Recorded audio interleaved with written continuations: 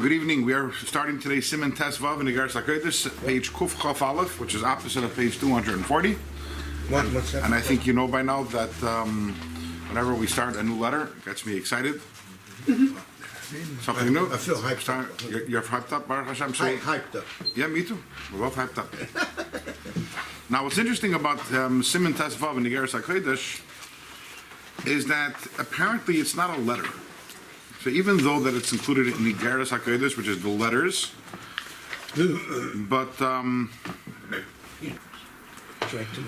if you look in page Gimel of Tanya, which is, as we know, Iggeres HaKodesh was published after the Alter Rebbe passed away for the first time. It was added to the Tanya by the sons of the Alter Rebbe.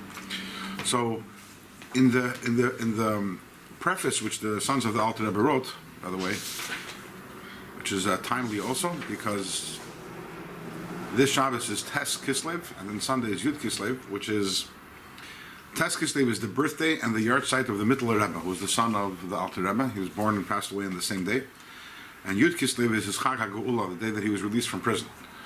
So the Mittler Rebbe is one of the signatories over here on this preface, and he writes over there, they write over there that they added what's called the Iggeres HaKodesh. That was a new publication of Tanya, and they added the Iggeres HaKodesh. Sherubam haya Iggeres shaluach meis kveit kedushasei. Most of them are letters that the Alter Rebbe sent Lohiris am Hashem haderech yilchuba, to teach the nation of Hashem the path that they should follow, v'maisa sheyasun, and the actions that they should take. So right away we see that it says Rubam, most. So the letters that we've up until point Siman Aleph through Siman Yud Aleph of Iggeres HaKodesh were all letters that the Alter Rebbe wrote. Siman Tes Vav is not a letter. It doesn't appear to be a letter. If you look in the Iggeres Kodesh of the Alter Rebbe, where there they have all the letters, it's not included there. It's around 5 of the Simanim in the Iggeres HaKodesh that are not letters. It seems that we know that the Alter Rebbe didn't write most of his Torah. The Alter Rebbe famously wrote Shulchan Aruch, the Shulchan Aruch Harav, that he wrote Beguf Ksav Yad Kodshei, his own writing, and that which we have also is actually the what remains. There were a lot of fires that destroyed a lot of the Tanya of the Shulchan Aruch, which is why we don't have the complete Shulchan Aruch. So he wrote the Shulchan Aruch and he wrote the Tanya, and he wrote letters. But the most of the Torah of the Alter Rebbe was oral. Alter Rebbe just spoke it on Shabbos, and it was transcribed by others. So if we have, for example, the famous Svarim of Likutei Torah and Torah of the Alter Rebbe, which are large Svarim with Mamarim of the Alter Rebbe, those were not written by the Alter Rebbe. Some of them were reviewed by the Alter Rebbe, in other words, Alter Rebbe edited them after they were written by others. But the Alter Rebbe, there were several different chayzim, several people who would write down the Mamarim of the Alter Rebbe. The Mittler Rebbe would write the Mamarim of the Alter Rebbe, and Moshe, the son of the Alter Rebbe, would write. The Alter Rebbe's brother would write, and you had Pinchas Reis. You had people who would write the Mamarim of the Alter Rebbe, but for the most part, he did not write. And then there's a whole set. See, I'm losing my orientation over here. Back in the library, I knew where everything was. There's a whole set called Mamarei Admor HaZaken. Probably somewhere over there. Over there. Whole set, I don't know, maybe 20, 25 Svarim of the Mamarim of the Alter Rebbe, in addition to Torah, but those weren't written. So what the Alter Rebbe did write again was Tanya and Shulchan Aruch. So it's apparent that in Iggeres HaKodesh they included not only the letters the Alter Rebbe wrote, but anything which the Alter Rebbe wrote, they figured the place for that would be in Tanya. Any writings and Chassidus that the Alter Rebbe wrote, they that's why they included in Iggeres HaKodesh. But this is actually not a letter. It's somewhat, you could say, a thesis or a dissertation. This was a mimer? Or somewhat of a mimer that the Alter Rebbe wrote. On Shabbos? I don't know. But this Alter Rebbe wrote this. And it's a unique Perek. It's a unique, you could actually, it's closer to a mimer than to a letter, in that it's very foundational. In this, we're probably gonna end up calling it a letter, because we're used to, I'm not going to call it this Perek for the Siman. The Alter Rebbe is going to dissect and analyze and explain every one of the 7 midos: Chesed, Gevura, Tiferes, Netzach, Chod, Yesod, and Malchus. And by the way, it's somewhat of a lengthy Perek. I can imagine. Yeah, it's a lengthy Perek. It might be one of the longest Perek that we've done so far in Tanya. And in Chassidus, in many places, if you've been in this class long enough, you know we talked many times about Chesed, and we talked many times about Gevura, and many times about the juxtaposition of Chesed and Gevura, and then at times we've thrown in Tiferes and talked about Rachmim. But then there are the other midos: Netzach, Hod, Yesod Malchus. We've in most places in Chassidus, not too much attention is paid to these the bottom half, the bottom half of the spheres. And whenever in Chassidus it does speak about Netzach Chod Yesod Malchus, and also to a certain extent Chesed Gvura Tiferes, the primary source is the Siman, because this is the one place where the Alter Rebbe really explains at length. And we're going to talk. He's going to talk each one of them, how they are within the human being. What is Chesed, what is Gevura, what is Teferes, what is Netzach, Chod, Yesod, and Malchus. And the Alter Rebbe is also going to talk about how it is in terms of the way it is in the Nefesh Bahamis and the way it is in the Nefesh Lakis, as we see, as we will go on. So, Siman Tezvav, let's get started. Lohavin, Mashal u'Melitza, Divrei Chachamim v'Chidosan. To understand the parables, the metaphors, which the Chachamim used, v'Chidosan, and their riddles, the Inyan HaSfiris, when it comes to discussing the Sfiris. So in these few words, which the Alter Rebbe begins the Siman, he lays the foundation and the framework for something which we're going to be talking about at greater length today, and maybe also in next year. Which is that whenever we're talking about the Sfiris of Hashem, there's an inherent paradox. Why is there that paradox? Because on the one hand, we're analyzing it, and we do have certain tools by which to analyze it. On the other hand, we never really get it. Because when we're talking about the midos of Hashem, we're talking about Hashem's chesed, Hashem's gevura, Hashem's teferes. Ultimately, these are Hashem's midos. These are midos which are believable. These are infinite. And Hashem is one with these midos. So as much as we understand, we don't really understand anything. Which is why the word that we use is a mashal. It's a parable. Ramosha. So, Baya. It's a mashal, a parable. So just like transmission. just like when we Young here. just like when we talk about a mashal is always an instance where we give an example for something which is completely foreign to try to understand the concept. For example, Shlomo HaMelech famously he says, "Re'ei chayim imo isha asher hafta." He asks us to ponder and to think about the life with the woman whom you love. Say that again. Shlomo HaMelech asks us to consider chayim imo isha asher hafta, life with the woman whom you love. This is a mashal. Who is the isha? That's Torah. We're talking here about Torah. But by using a mashal, he's trying to give us some sort of understanding, comprehension of how deep and how intense our relationship is meant to be with Torah. So you can have a woman and you can have Torah. So can I say if I understand the woman, I understand Torah? Mm-hmm. But it's a mashal in a certain way. It's a mashal in a certain aspect.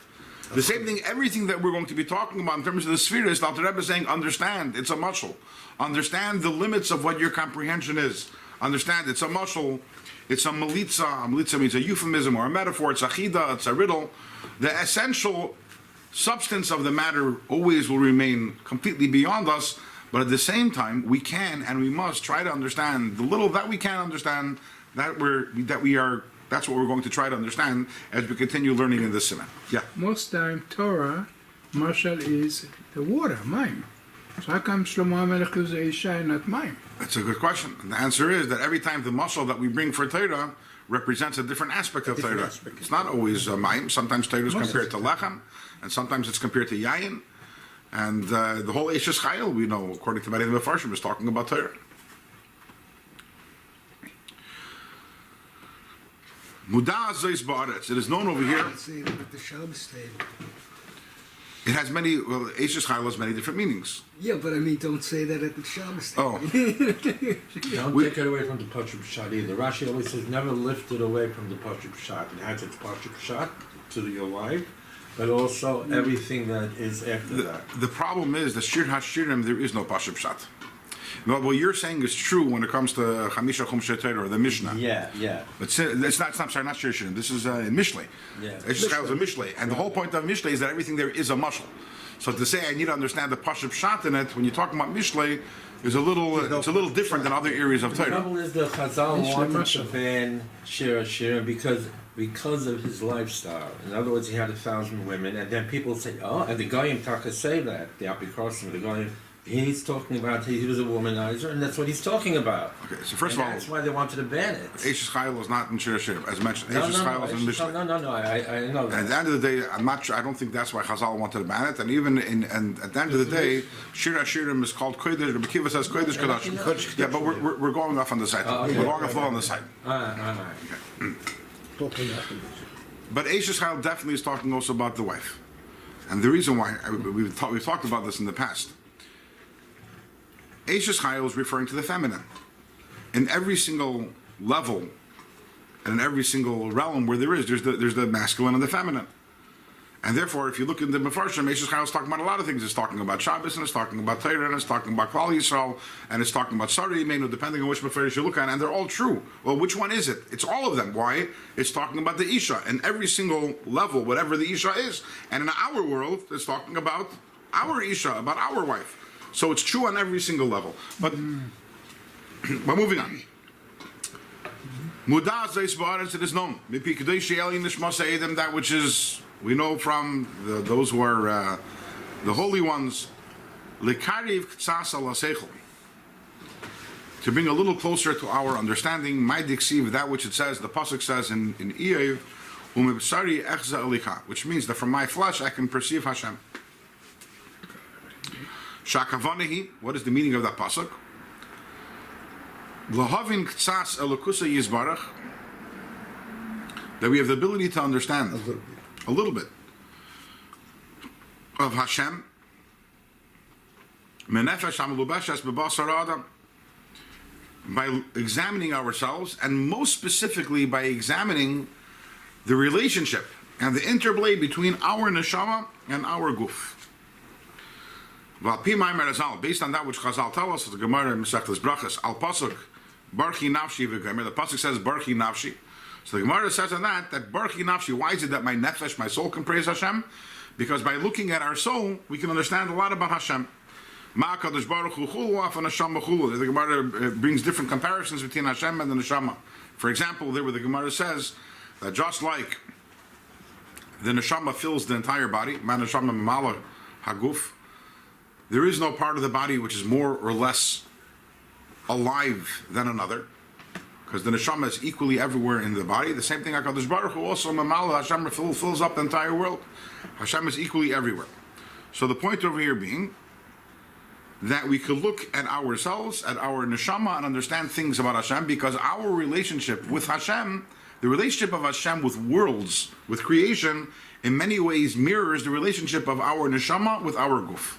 Hashem is like the neshama of the world, and our neshama is the neshama of our body. So understanding the relationship between neshama and guf can help us understand about the relationship between Hashem and us. Well, and based on that which the Zohar says, Al Pasuk Vayipach Ba'apav Nishmas Chaim, the Pasuk says that Hashem breathed into Adam Rishon a soul of life, and on that the Zohar says, Man de Nafach Metoichi Nafach, that one who blows from their innermost being.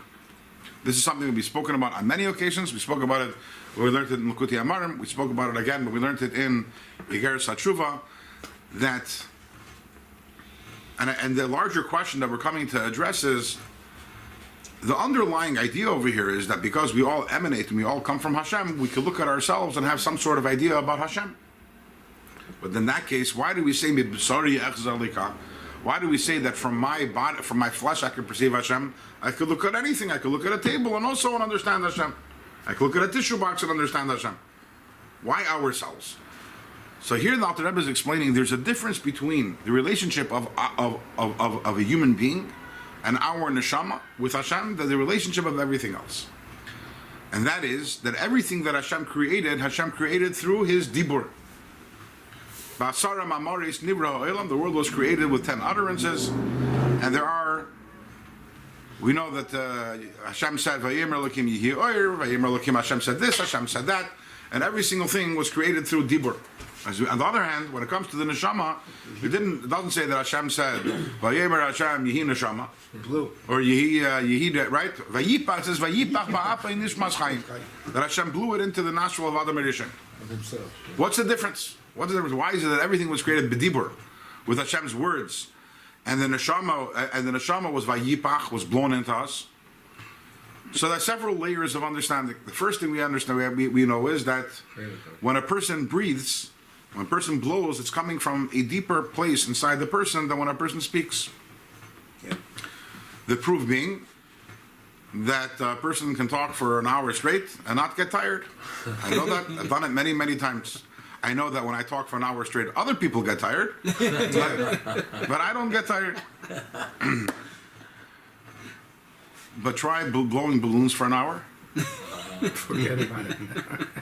And why is that? Because relative to speaking, the place where the breath comes out of is a much deeper place. It's a much deeper place. So the first thing that we know from the fact of Vayipach ba'apav nishmas chayim is that the neshama comes from a deeper level within Hashem than does the rest of the world, which came about only through speaking. That's number one. So if you want to know why is it that we look at the neshama and we say that by looking at ourselves, at the neshama, we'll have a better understanding of Hashem than by looking at a tree or at a rock, the answer is because our neshamas are sourced in a deeper place in Elokus in Hashem than is everything else in creation. That's number one. But there's another point here. There's a deeper point over here. When a person speaks, they're speaking words. The words are a mitzias, which is outside of you. The words aren't me.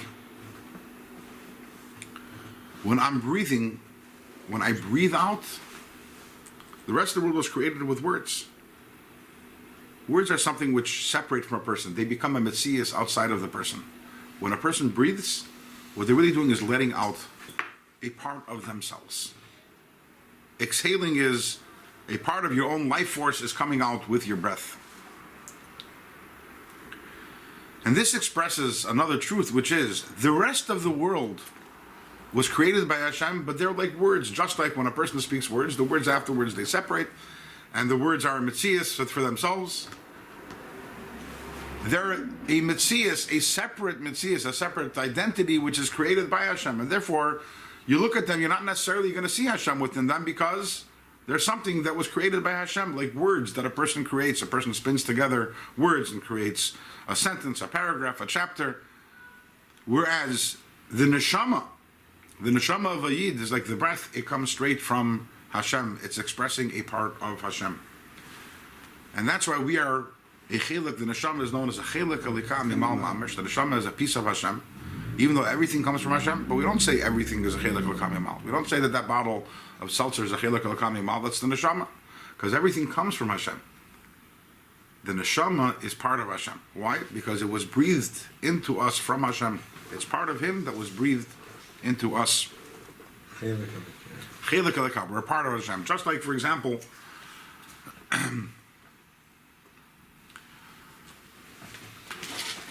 today,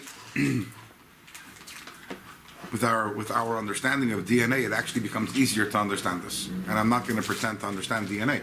But even with the limited understanding that a person of my non-knowledge has, it makes it easier. Because today we understand that the tiniest fragment of anything really contains the whole thing. What do you mean by that? Genomes. It's a microcosm. Which means everyone always knew that if you have an apple seed, then within an apple seed contains the whole tree.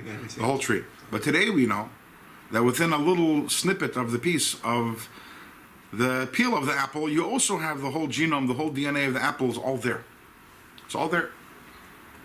It's the same DNA. How do you think today, why are they so successful at finding crime, at fighting crime and finding criminals today? So much more than, because today you have this idea of DNA. What is DNA? So a person does a crime, and if he leaves behind one hair, they can do a DNA match. Why?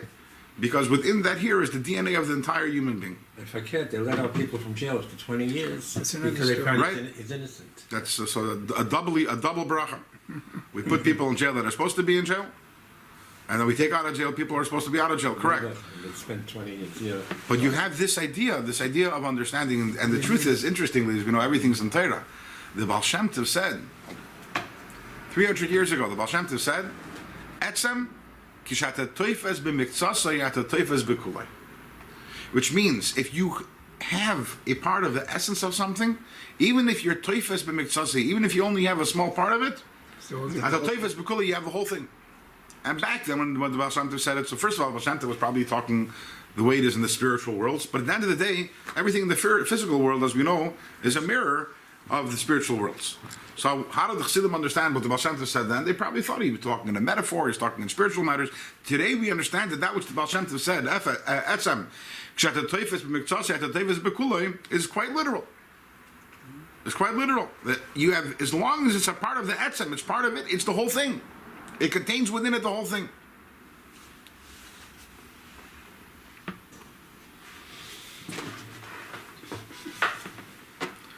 In the past, I think I've mentioned the story. There was a Mashpia in Eretz Yisrael, a famous Mashpia. His name was Rabbi Shlomo Chaim Kesselman. And this Rabbi Shlomo Chaim Kesselman, when he was in before he arrived in Eretz Yisrael, when he was still in Russia, talking about criminals. So he was arrested for criminal activity. His criminal activity was what we're doing right now, sitting and learning Torah and teaching Torah.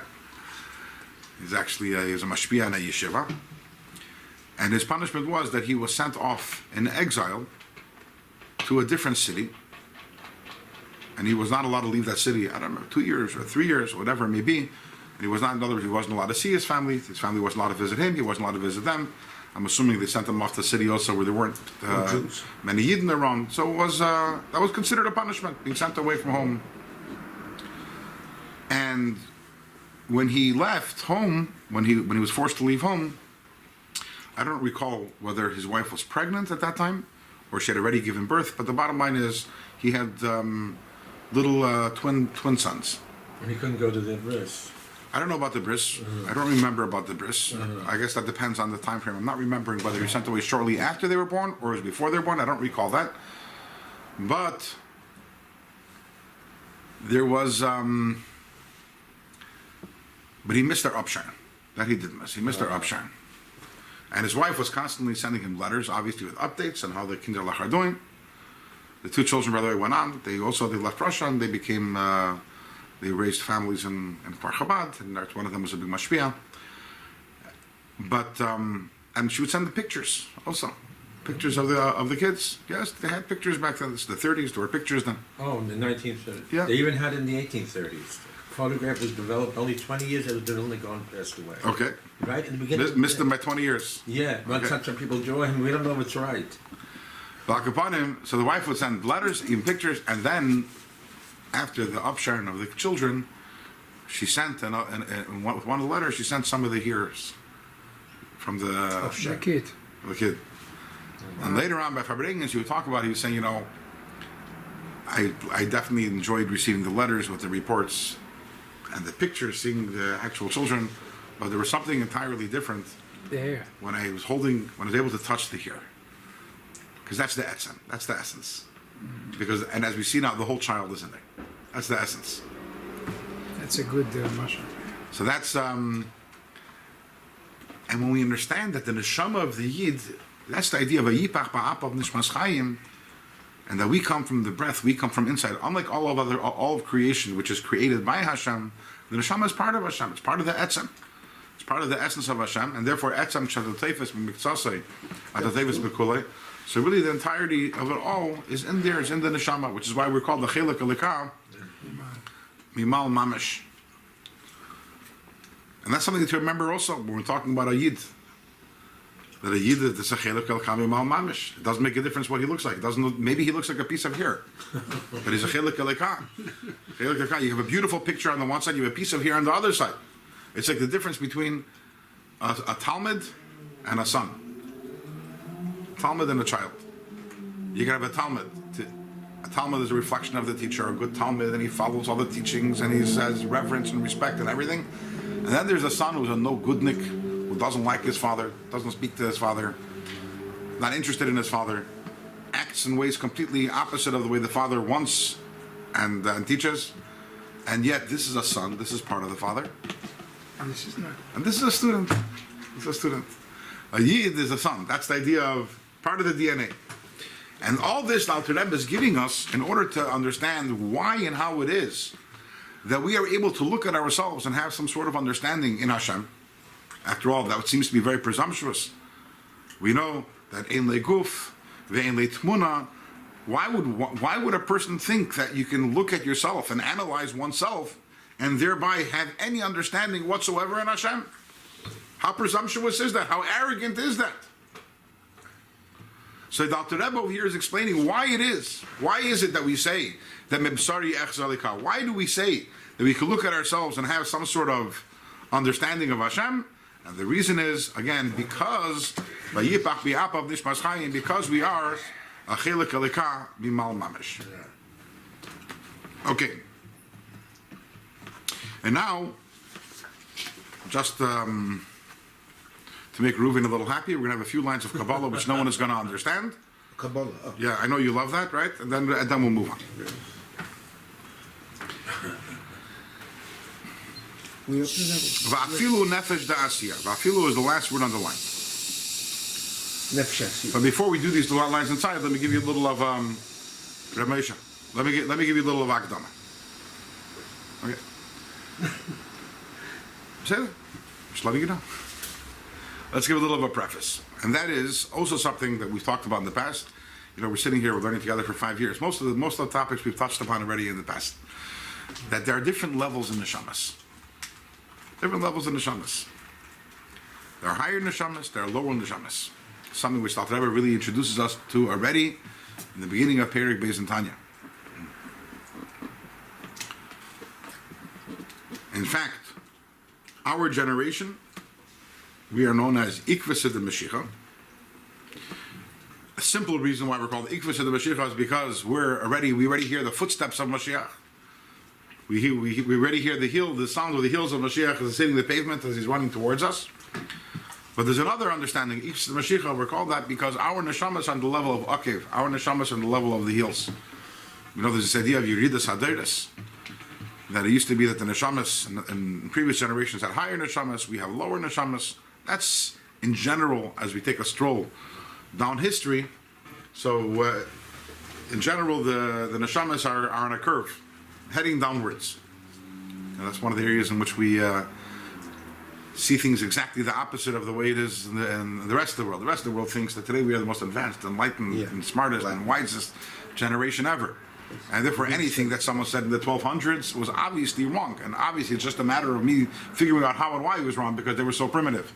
And by Yidden, something that Arishan said is Kodesh Kadashim. Who am I to argue on Arishan? Even an Achra to argue, but I'm saying is that there's this understanding. And Atana Namayra, that's the Jewish understanding. So in general, that we understand there are different levels of neshamas. However, there are exceptions. In other words, and within every generation, we're not all the same. It's not that today we're all the same. In every single generation also we comprise of many different levels. As a rule, however, the neshamas are coming lower. And in general, when we talk about, there are 4 different levels of neshamas. There's a neshama of Atzilus, a neshama of Bria, a neshama of Yitzira, and a neshama of Asiyah. These are the 4 spiritual worlds. And each one of these worlds represents a different madrega in Avodas Hashem, a different madrega in Bittul to Hashem, a different madrega in Gili Alakus, which that neshama experiences. The highest and greatest tzaddikim, when we're talking about, you know, the tzaddikim of the caliber of Moshe Rabbeinu, and the Avos, and the greatest of the tzaddikim of the generations, these are tzaddikim that we called neshamas of Atzilus. And then you have neshamas of lower tzaddikim, and they're neshamas of Bria. Even the Shvatim, for example, so we have in this week's parsha, we already have the birth of most of the Shvatim. So the Avos are known as the Merkava of Atzilus, and the Shvatim are the Merkava of the world of Bria, the lower Merkava Tata. They're the level of Bria, but it's also, to be a Neshama of Bria is Nishkin Kleinigkeit. That's a very, very high Madrega to have a Neshama of Bria. Maybe you don't compare to Avram Avinu, but that's a very, very high Madrega. Yet Yebish never spoke to the Shiftei Kah, which is amazing. With the Chaim wears him on his thing, And the Eibush never spoke to them, not to any of them. Isn't Interesting. that interesting? That's a Pella talk. Yeah. Not even to Yaitzav Atali. He didn't speak to any of them. Until Moshe Rabbeinu, then he started again. Right. Nicht zu verstehen. They were on a different level. Yeah, all right.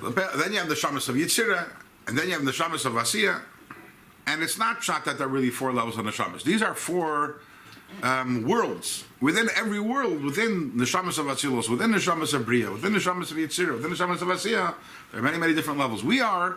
Most of our Neshamas are on the level of the Akvayim, the lowest level of the world of Asiya, which is why we are so spiritually insensitive, for the most part. So one might think, so we're saying over here, what are we saying? We're saying that you can look at yourself, look at your own neshama, and from our neshama, we can understand and grasp Hashem. Okay, Moshe Rabbeinu, he was able to do that. The others are able to do that. I'm sure the Shvatim also, they had holy neshamas. But me, my neshama, such a lowly neshama, my neshama is from the world of Asiya. Not only from the world of Asiya, but from the lowest levels of the worlds of Asiya. Maybe by the time that neshama reaches my lowly level, my spiritually desensitized level, at this point, bibsari echza likah doesn't apply anymore. It's a reasonable argument. So the Rebbe is going to say, no, this applies. The idea of bibsari echza likah, the idea of being able to look at oneself and being able to look at one's neshama, and thereby to be able to have an understanding of Hashem, doesn't only apply to the greatest tzaddikim, it applies to every single one of us. And why is that? So the Rebbe is going to explain, and it's going to be, the words are going to be a little Kabbalic. We're not going to explain fully everything. These are idea concepts that we more fully understand as we continue on in Iggeres HaKodesh, especially when we get to chapter 20, Siman Chaf. But for right now, we'll suffice with more of a Legirsa understanding, more of a superficial understanding, insight. Even if you have a neshama which comes from the world of Asiyah, where does that come from? Mizivug zunda Asiya. Every neshama from every world comes from the zivug of the zachar and nekeva of that world, of the world of Asiya. And since we're talking here about a neshama of Asiya, so in that case it would be the world of Asiya. We know that over here, all creation is a result of the pairing, the mating of a male and female, not only in the human being, but I believe also it's true even in the... Sorry, obviously it's also true in the animal world, but I believe even in the world of Tzemeach, it's also true. Sorry, I believe that for anything to grow, there has to be the combination, the coming together of male elements and female elements. It's pollen. It's some sort of process. So in all of everything is always a result of male and female, and that fact that this is the physical reality is because the same is also true about spiritually speaking, that every creation comes about through the yichud of a male and female element in the spiritual worlds. And generally speaking, so we have in every world what's called Zachar and Nekeva. The Zachar and Nekeva is the Midas of the world. The Nekeva is the Malchus of the world. The female element is the Malchus of the world. And all neshamas of any given world are a product of the Zachar and Nekeva of that world. So if you have a neshama of Asiya, that means that your neshama is a product of the Yichud Zachar and Nekeva, what we call Yichud Zun. The Yichud Zachar and Nekeva, Zun is Rashteva, Zachar and Nekeva of the world of Asiya. The Zun, the Moichin, the intellect that they have, which is the Chaya and the Neshama of the Zachar and Nekeva. Shehein hein Achorayim, the Kalim, the Zun, the Atzilus, they are the Achorayim of the Kalim, of the Zachar and Nekeva, the Atzilus, Shehein Alakus Mamish, which are Mamish Alakus. Okay, so as you see, this is hard, this is tough stuff. We'll give a little explanation. In general, we're talking about we know that there's 5 levels: Nefesh, Ruach, Neshama, Chaya, and Yechida. Sorry? What are you looking at? Oh, looking at the Rosh Davison? The Zun? There's Zachar and Nekeva. Zayin Nun. Zayin Vavun is Zachar and Nekeva. English might have. Sorry? English Chinese might be better. Wait, it's not there. Zun is not there. Don't look at the Zayin. Zayin Vavun is not there.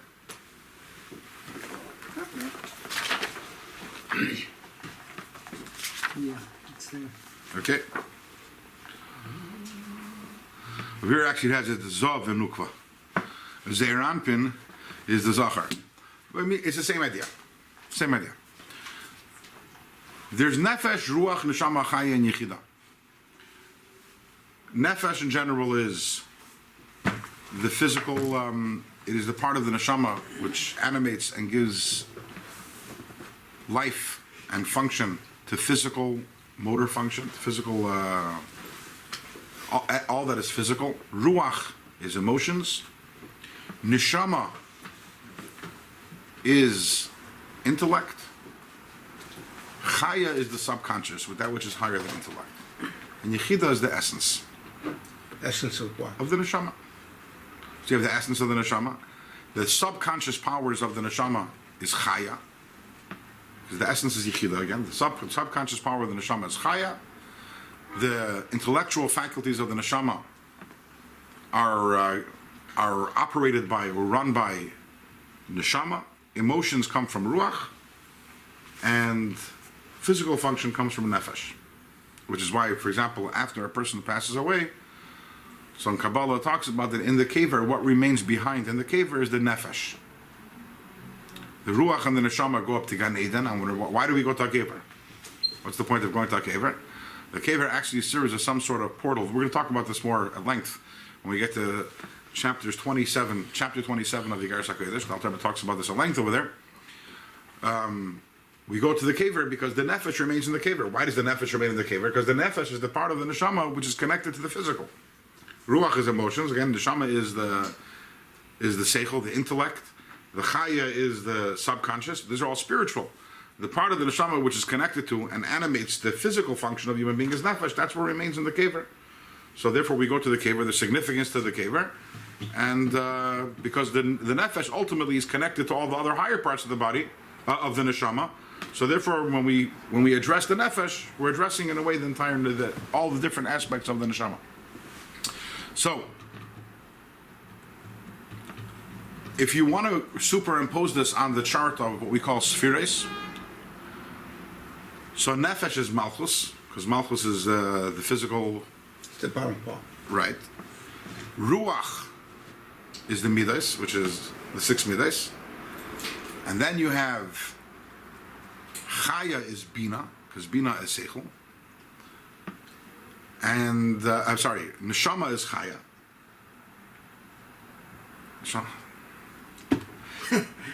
Neshama is bina, and chaya is chachma, because chachma is the subconscious. So the Rebbe is saying over here that a neshama vasiya, where does it come from? A neshama vasiya comes from the zivug, again, the mating of zun, of zachar and nekeva, which is the midas and malchus. Within the zachar and nekeva, is what is, as the Alter Rebbe says over there, is the neshama and chaya, which is the chachma and bina. In other words, the chachma and bina of the world of asiya are within. They're invested in this yichud of zachar and nekeva of asiya. So therefore, in the neshama of asiya, there's not only present over there the midas and malchus of asiya, but also the chachma and bina of the world of asiya are also in there. And then the Alter Rebbe continues and says, "Shehein achorayim the kelim the zun datzilus," which is that the chachma of the world of asiya comes from the achorayim of the kelim of atzilus, which we're not going to get into what that is right now. But again, we will get that into that in later chapters of Iggeres HaKodesh. But the external parts of what we call the vessels, the kelim of atzilus, and therefore, as a result, what do we have? And the external parts of the vessels of Atzilus are Lakus Mamish, Shebetoicha Meir Eirin Seiv Baruch Hu. And within them is within the Kalim of Atzilus, you have the infinite light of Hashem, Hamalubish Veganus, which is within and hidden in Bechachma Atzilus, within Chachma Atzilus, the Iu, Vegarmoy Yichad Batzilus, and Hashem is one with the Kalim of Atzilus, Valkein, and therefore Gam Benishma Adam. Even in and also on the neshama of a yid, even a yid who has a neshama of asiyam, meir in seiv baruch Hu, the infinite light of Hashem is within the neshama of every single yid. Melubish veganus ba'ir hachachma shaba, and the eir insaf is within the chachma of the neshama of every single yid. Lahachis es adam, and gives life to the person. And therefore, umimena, because of that, yuchal ha'adam lahavin ktsas b'sfiris alyenis, a person can have a little of an understanding in the higher spheres, shekulam meiris b'nishmasi, all of them, all of the spheres of Atzilus are all ultimately shining within the neshama of a person, haklula mahen, which is composed of them. The Rebbe is telling us this idea that we can look at ourselves and understand Hashem, it's irrespective of the level of the neshama that you have. And by the way, if we want to go back to the example that we gave earlier, we can understand this and it makes sense. Because what did we say earlier? We said, we gave the example of DNA. Is there more of your DNA in your brain than there is in your toenail? It's the exact same DNA. Because when you're talking about the essence, it's the same. So you can argue the neshama of Atzilus is like the brain. I am like a toenail. All might be true.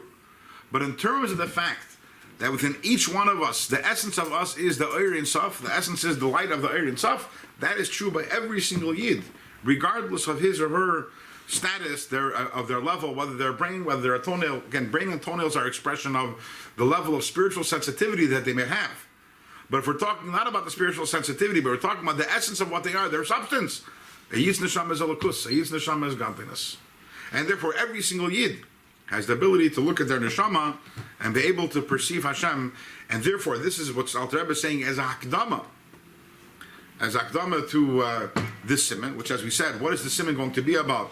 This simon is going to be about understanding the spheres above, the 10 spheres of Hashem, the 10 midas of Hashem, the 7 midas and the Chacham Bin Das. And Alter Rebbe is going to explain how is it that we're able to have any comprehension? Is because we look at ourselves. Why is it that if we look at ourselves, we have an understanding of Hashem? And that is because because ultimately the neshama that every single one of us has was breathed within us from Hashem. It's a part of Hashem. It's a chelik elokam mimal mamish, regardless of the level of your neshama. Okay, and now that's one side of the coin.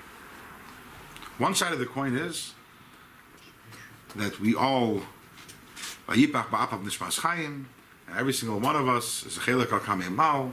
We can look at ourselves and we can have some sort of idea of Hashem. That's one side. And now the Alter Rebbe is going to push back with the other side of the coin.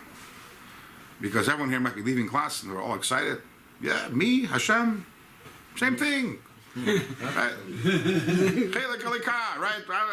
Chelek Elikah, Vayipach Ba'apav, Hashem's chesed. Yeah, I know what it is. I have chesed. So therefore I know today I went to the store and the way I saw a beggar, I gave the guy a quarter. Now I understand what Hashem's chesed is. We're good, right? And now the Alter Rebbe is going to push back. And if you remember, we started off the period with that. When we spoke about the Mashul and Malitza, Divrei Chachamim V'chidoisam, the Rebbe is going to say, but hold your horses. Yes, the fact that you have a neshama, and Vayipach Ba'apav Nishmas Chaim does give you the ability to have something of a connection to Hashem. However, don't take that too far. Why? As we shall see. Sorry? I said one Yid in world's history did that, just that, and we know it became a religion. However, tzarech lahaktin. Before we actually start explaining what the spheres are, because really now we're ready. We gave the rationale of why we could look at ourselves and be able to understand Hashem's spheres. Aren't we ready to go? The Alter Rebbe says no. First, I need a preface. Masha shamati mimedi alav hashalom, that which I heard from my teacher. Al pasuk v'anoichi afar ve'efer sha'amar Avram Avinu alav hashalom. On the pasuk v'anoichi afar ve'efer. So the Alter Rebbe over here is quoting his teacher. The teacher is the Maggid of Mezrich. Mir Hashem. In a week and a half, we'll be celebrating and observing the yahrzeit of the Maggid of Mezrich, Yutas Kislev, which is the Chag HaGeula of the Alter Rebbe. The day that he went out of prison is also the yahrzeit of the Mezrich Maggid, passed away in the year Tavkuf Lamed Gimel. And this is, interestingly, this is one of the two places in Tanya where the Alter Rebbe is going to directly quote his teacher. This is one place. Other places in Perek Lamed Hey in Tanya, in the Hagah on page 88. As he says, Kasher Shamati Memoiri Olav Hashalom, as I heard from my teacher. That's in the Hagah on page 88. There are two places in Tanya where the Alter Rebbe directly quotes his teacher, which is interesting. There's another few places least one that I can think of where the Alter Rebbe says, Shamati me Rabbi, I heard from my teachers, but that's more in a plural sense. Where the Alter Rebbe says, Memoiri, my teacher, this is one of the two places. Which is interesting because you figure that in Tanya there are many, many, many more than two ideas that the Alter Rebbe included there that he heard from his teachers. After all, Tanya is called L'kuti Amorim, it's a collection of sayings, and the Alter Rebbe begins Tanya by saying, on the Sharblat, in the very beginning, he says that this is Melukid Mepi Sfarim V'Seifrim, that I collected this from Sfarim. The Alter Rebbe was very humble. It's a compilation what I did. Tanya is just simply a matter of taking a little piece of the Shalach from over here, a little piece of the Maharal over here, and putting it together with a word I heard from the Baal Shem Tov. That's in the humility, the Alter Rebbe called it L'kuti Amarim, but he says Mepi Sfarim, collected from Sfarim and Seifrim and scribes, and definitely one of the primary sources was his teacher, the Maggid. And nevertheless, there are two places in Tanya the Alter Rebbe chooses to actually cite his teacher, the Maggid. I don't know the significance of that. So he wasn't actually in the time of the Baal Shem Tov. He was in The Alter Rebbe? Yeah. No, Baal Shem Tov He was in the time of the Maggid of Mezrich, not the... not the man. Not the You're bringing up an interesting point. The Alter Rebbe was born in the year Tav Kufay, which is the year 1745. And the Mezritcher Maggid, and the Alter Rebbe, the Baal Baal Shem Shem Tov passed away in the year Tav Kuf Chaf, which is 1760. So the Alter Rebbe was 15 when he passed away. And it's actually connected to this week's Parsha. How's it connected to this week's Parsha? The Medrash says, it's kind of interesting. I was looking today, what am I going to connect to this week's Parsha? Nothing really came to mind too much, but Bashkacha Pratis always has to be a connection. The Medrash says that what was Yaakov doing all those 22 years, or the 20 years when he was watching Love of the Sheep, what was he doing? What was he doing while he watched the sheep? What? So the Medrash says, what? I was learning That he was saying Tehillim, but not Stam Tehillim, he was saying the 15 kapitlach Shir of Shir HaMalos. Yeah. And what's the significance of that? Is that the 15 kapitlach of Shir HaMalos, they correspond to the 15 years that Avraham, Yitzchak, and Yaakov lived together. Avram passed away, that Avram passed away at the age of 175, right? But Avram was 100 when Yitzchak was born. And Yitzchak was 60 when Yaakov and Esav were born. That means Avram was 160 when Yaakov and Esav were born. Which means that Avram was, Yaakov was 15 when Avram passed away. So that means that the Avos HaOlam lived together for 15 years. All three. All three, they shared space in this world for 15 years, Avram, Yitzchak, and Yaakov. And fascinatingly, the three Avos HaChasidus, at least in Chassidus Chabad, which is the Baal Shem Tov, and the Maggid and the Alter Rebbe also, they lived 15 years together in this world, because the Alter Rebbe was born in the year 1745, and the Baal Shem Tov passed away in the year 1760. The Alter Rebbe met the Baal Shem Tov once. The Alter Rebbe's father took him to Mezrich for his Upshine. I don't know why Upshine is coming with a little of a theme today. The Alter Rebbe and the Baal Shem Tov cut the Alter Rebbe's hair, but he never met the Baal Shem Tov after that, and he was a Talmud primarily of the Mezritcher Maggid. That means that Yaakov was 15 when he went to Lovan. No. Because you said that he was 15 when Avraham was Passed away. Nifter, Yeah. right? So that was when Esav came in and he wanted the pot of lentils. So Right. that was right after that he was sent away to Lovan. Yaakov was sent away after he stole the brachas. He was 63 at that time, Yaakov. He was 63 when he left home, and even then he didn't come to Lavan for another 14 years. So Yaakov was 77 when he arrived at Lavan's house. Oh, it wasn't right after that. So It they was lived after, together more it than was after 15 the years. brachas. Sorry? So The they lived brachas were together later, No, they right? lived together. Oh, you're talking about including Avraham as well. The brachas Right. were- All the brachas father, were later. grandfather. Right, they shared- Three generation was 15 years Got it, together. got it. That's it. Yeah, okay. Right. Yeah, the brachas were later. So although the Alter Rebbe did not hear Torah directly from the Baal Shem Tov, but the Mezritcher Maggid was the conduit through which he heard many Torahs from the Baal Shem Tov. So therefore, he could have said he could definitely consider the Baal Shem Tov his teacher, Rabbi, in the larger sense, in the more general sense.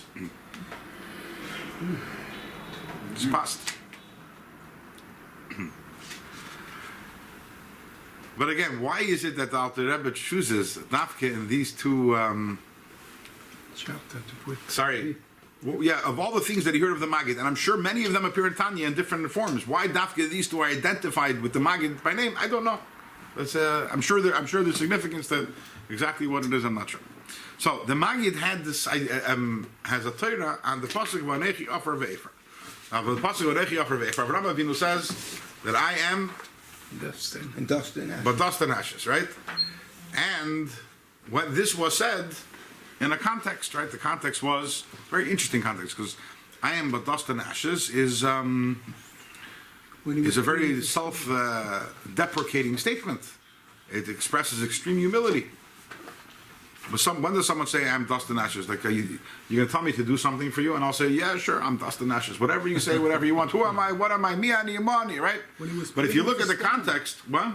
He said that when he was pleading for stone. He wasn't just pleading. We know that when Hashem told Avram Avinu about that he's planning on destroying Stoim, Avram at that point decided he put up a clinic for defense attorneys of all future generations. Mm-hmm. The way that he approached 40, Hashem, 30, it wasn't just pleading. How can you do that? How dare you do that, Hashem? Chalil alacha mi'aseis kadavar hazeh. Right, Hashefet kalaretz liyachem mishpat. And if there are 50 tzaddikim, you're going to do it. 50 tzaddikim, I won't do it. And then Avram turns around. 1 second. And for 45, you will destroy? I can't be. And for 40, it was. But and every once in a while, Avram interjects over there. And he says, I apologize. I really shouldn't be talking like this to you.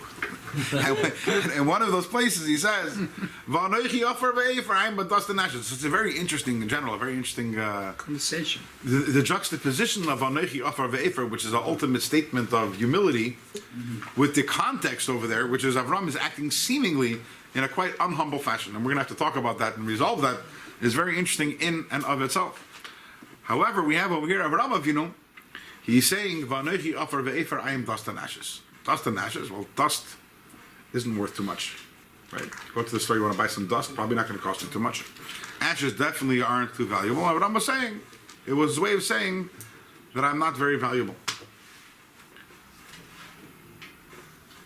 But why dust and ashes? What's the significance of dust and ashes? That's his origins. So most people, ashes The origins of a person. is ashes. No, Oh, ash. well, so that we have a problem, Yeah, it's dust. right? Humans come from. So most people, again, most people aren't bothered by this question because Yeah, but it's being poetic, right? When a person's being poetic, Adama. let a man live. He's being a Not little ashes, poetic. but That's what he's Adama. saying. He's talking about ashes. But that was But we know that there's no such thing. Yes, there is poetry in Torah, Together, yeah. but at the same time, poetry is not an excuse for saying something which isn't precise to the exact. No, to precise. If dust and ashes, there's something unique and specific about dust and about ashes that Avraham Avinu was referring to. Otherwise, he should have said, "I shouldn't argue with you because I'm lowly."